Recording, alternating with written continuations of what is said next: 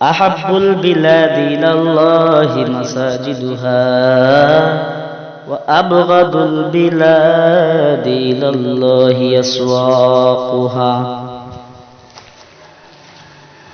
আল্লাহ রাসূল সাল্লাল্লাহু আলাইহি ওয়াসাল্লাম হাদিসের মধ্যে বর্ণনা করে দিয়েছেন, আল্লাহ তাআলা রাব্বুল আলামিনের কাছে সবচেয়ে উৎকৃষ্ট জায়গা হলো মসজিদ। শুধু তাই নয়, আর আল্লাহর কাছে সবচেয়ে নিকৃষ্ট জায়গা হলো বাজার।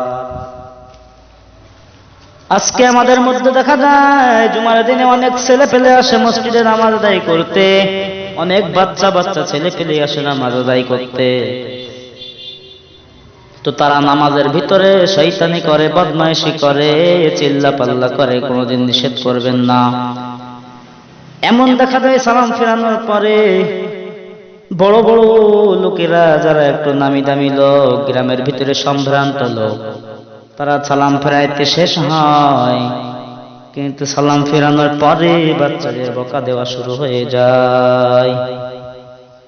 এটা করবেন না, কোন সময় এটা করবেন না, কারণ আল্লাহ রাসূল সাল্লাল্লাহু আলাইহি ওয়াসাল্লাম বলেছেন, ক্বালা রাসূলুল্লাহ সাল্লাল্লাহু আলাইহি ওয়াসাল্লাম, মুরু সিবয়ানাকুম বিস-সালাহ ইযা বালাগু সাবাতান ফাআযরিবু ইযা বালাগু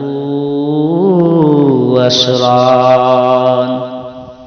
আল্লাহ রাসূল সাল্লাল্লাহু আলাইহি ওয়াসাল্লাম হাদিসের মধ্যে বর্ণনা করেছেন, তোমাদের বাচ্চাদের বয়স যখন 7 বছরে উপনীত হয়, তখন তোমরা তাদেরকে মসজিদে পাঠিয়ে দাও, নামাজ শুরু করতে দাও। শুধু তাই নয়, পরের অংশে এটাও বলেছেন, তোমাদের বাচ্চাদের বয়স যখন 10 বছরে উপনীত হয়ে যায়, তখন তোমরা তাদেরকে নামাজের জন্য মারতে বাধ্য হয়ে যাও। আল্লাহ তাআলা রাব্বুল আলামিন বলছেন, আহাব্বুল বিলাদি ইলাল্লাহি মাসাজিদুহা, আল্লাহর কাছে সবচেয়ে উত্তম স্থান মসজিদ, ওয়া আবগাদুল বিলাদি ইলাল্লাহি আসওয়াকুহা, এবং সর্বনিকৃষ্ট স্থান হলো বাজার। আল্লাহ তাআলা রাব্বুল আলামিন মসজিদকে ভালোবাসেন আর বাজারকে ঘৃণা করেন। মসজিদের মেম্বারের পাশে টাঙাইয়া রাখছেন দুনিয়াবি কথা বলা নিষেধ, অথচ একজনও মানতে পারেন না। আল্লাহ রাসূল সাল্লাল্লাহু আলাইহি ওয়াসাল্লাম হাদিসের মধ্যে বলছেন, এক ব্যক্তি মসজিদে আসার পর যখন একবার কথা বলে, তখন ফেরেশতারা বলতে থাকে, উসকুত ইয়া সাদিকাল্লাহ, হে আল্লাহর বন্ধু তুমি চুপ করো। তারপরে যখন আবার কথা বলতে থাকে, তখন ফেরেশতারা বলতে থাকে, উসকুত ইয়া আব্দুল্লাহ, হে আল্লাহর গোলাম চুপ কর। পরে যখন আবার কথা বলতে শুরু করে দেয়, তখন ফেরেশতারা বলতে থাকে, উখরুজ মিনাল মসজিদ ইয়া আদুল্লাহ, হে আল্লাহর দুশমন, হে আল্লাহর শত্রু, তুই মসজিদ থেকে বাহির হয়ে যা। তো আমাদের মধ্যে এইটা অধিকাংশ দেখা যায় যে মসজিদের ভিতরে অনেক চিল্লাপাল্লা, গেজাগেজি, কথা বলা বলির আওয়াজ পাওয়া যায়।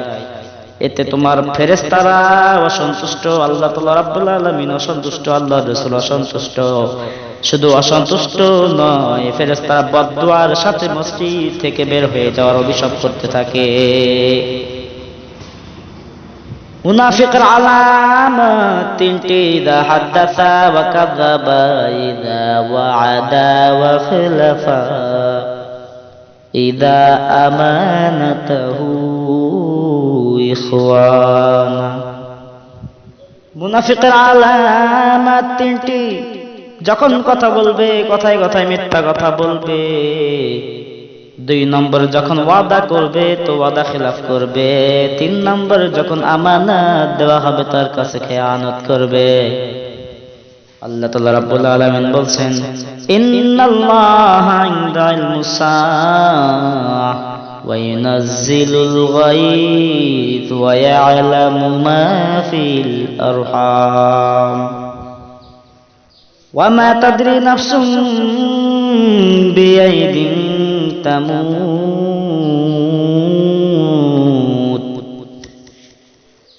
আল্লাহ তাআলা রাব্বুল আলামিন বলছেন, আমি বান্দাদেরকে সবকিছু দিয়েছি, মাখলুককে সবকিছু দিয়েছি, কিন্তু 5টা বিষয়ে আমি মাখলুককে অবগত রেখেছি, জানে না তারা। 1 নম্বর, কিয়ামত কখন সংঘটিত হবে এই খবর কেউ জানে না, শুধুমাত্র আল্লাহ জানেন। 2 নম্বর, কখন বৃষ্টি হবে, কোথায় বৃষ্টি হবে এটা কেউ জানে না, জানেন কে? আল্লাহ।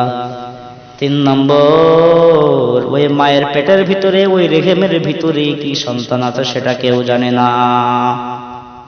আপনারা বলবেন, হুজুর এখন তো জানা যায়, আল্ট্রাসোনোগ্রাফিক্সের মাধ্যমে বলে দেয় যে পেটে মেয়ে সন্তান নাকি ছেলে সন্তান। হ্যাঁ, এখন বলতে পারে, কিন্তু সে বলে কখন সেটা দেখে না। ওই রেহেমের ভিতরে 40 কোটি শুক্রাণুর মধ্যে থেকে প্রথম যে শুক্রাণুটা যায়, ওই শুক্রাণু থেকে যখন একটা বাচ্চা সৃষ্টি শুরু হয়ে যায়, তখন বলতে হবে তোমার ওটা কি। তুমি কখন বলতে পারো? যখন সমস্ত অঙ্গ প্রত্যঙ্গ সৃষ্টি হয়ে যায়। সমস্ত অঙ্গ প্রত্যঙ্গ যখন মায়ের রেহেমের ভিতরে সৃষ্টি হয়ে যায়, তখন যখন চিনতে পারে, তখন বলতে পারে যে এটা ছেলে নাকি মেয়ে।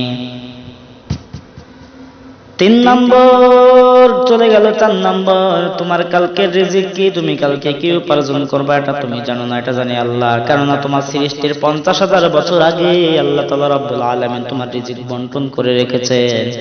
5 নম্বর সংবাদ, তুমি কোন স্থানে মৃত্যুবরণ করবা, কোথায় মৃত্যুবরণ করবা, কিভাবে মৃত্যুবরণ করবা এটা তুমি জানো না, এটা জানে আমার মহান প্রভু। ইযা জাআ আজালুহুম ফালা ইস্তাখিরুনা সাআতান ওয়া লা ইস্তাকদিমুন। যখন তোমাদের মৃত্যুর সময় এসে যায়, তখন আজরাইল আলাইহিস সালাতু ওয়াস সালাম মৃত্যুর জন্য 1 সেকেন্ড আগেও মৃত্যুবরণ করাই না, এবং 1 সেকেন্ড পরেও তোমার জান কবজ হবে না। একেবারে ইন্ডিপেন্ডেন্ট টাইমে যখন মৃত্যুর ঘন্টা বেজে যাবে, তখন আজরাইল নূরের টেবিলে তোমার ওই গাছের পাতাটা তোমার টেবিলের উপরে চলে আসবে। তোমার যেই পাতায় মৃত্যুর সংবাদ লেখা, ওই পাতাটা আজরাইল নূরের টেবিলের উপরে চলে আসার পর আজরাইল আলাইহিস সালাতু ওয়াস সালাম তার ডায়েরি বের করতে থাকবেন। বলবেন এই ব্যক্তিটি কিভাবে মারা যায়, কোথায় মারা যাবে, প্যারালাইসিসে মরবে নাকি ডায়াবেটিসে মরবে নাকি ক্যান্সারে মরবে, কোথায় মরবে, কোন সেকেন্ডে মরবে। ওইটা দেখে নেওয়ার পর তোমার নামটা আসমানের ওই সেই গাছে আবার লটকায়া দেয়। অতঃপর আজরাইল জেনে নেওয়ার পর সেই অনুযায়ী সে 1 সেকেন্ড দেরিও করবে না, 1 সেকেন্ড আগেও যাবে না, বরং একদম ইন্ডিপেন্ডেন্ট টাইমে তোমার জানটা আস্তে করে নিয়ে চলে আসবে।